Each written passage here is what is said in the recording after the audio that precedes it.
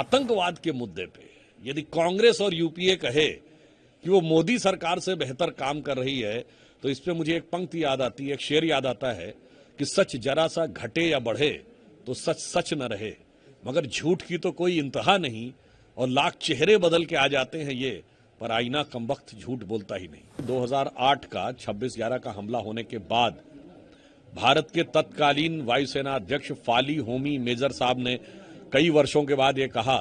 कि air force surgical strike के लिए तैयार थी,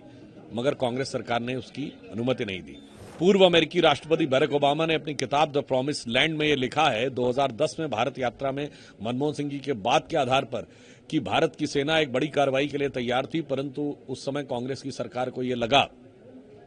कि इससे भारतीय जनता पार्टी को लाभ न मिल जाए, इसलिए उन्होंने ऐसा नहीं किया। देखिए, तहव्वुर राणा का भारत आना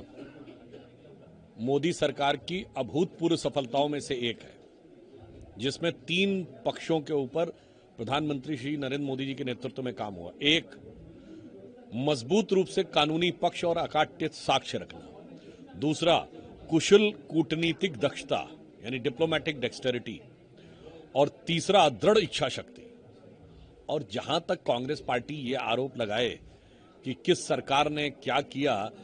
तो उनके जमाने की तो मैं याद दिलाना चाहता हूं कि 2008 का 26/11 का हमला होने के बाद भारत के तत्कालीन वायुसेना अध्यक्ष फाली होमी मेजर साहब ने कई वर्षों के बाद ये कहा कि एयरफोर्स सर्जिकल स्ट्राइक के लिए तैयार थी, मगर कांग्रेस सरकार ने उसकी अनुमति नहीं दी। पूर्व अमेरिकी राष्ट्रपति बराक ओबामा ने अपनी किताब द प्रॉमिस लैंड में ये लिखा है 2010 में भारत यात्रा में मनमोहन सिंह जी के बाद के आधार पर कि भारत की सेना एक बड़ी कार्रवाई के लिए तैयार थी, परंतु उस समय कांग्रेस की सरकार को यह लगा कि इससे भारतीय जनता पार्टी को लाभ न मिल जाए, इसलिए उन्होंने ऐसा नहीं किया था।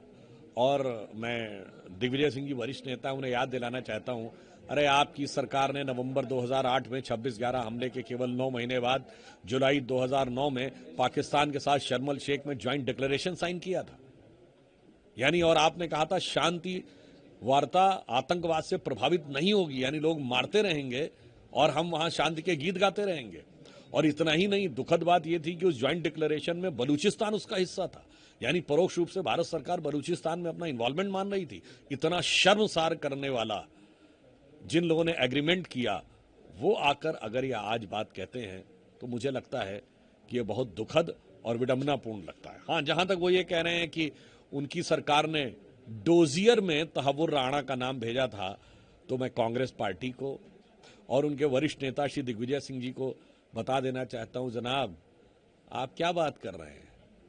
आज तो पाकिस्तान यूएन को भेजे गए भारत के खिलाफ डोजियर में आपके नेता राहुल गांधी जी का नाम कोट करता है।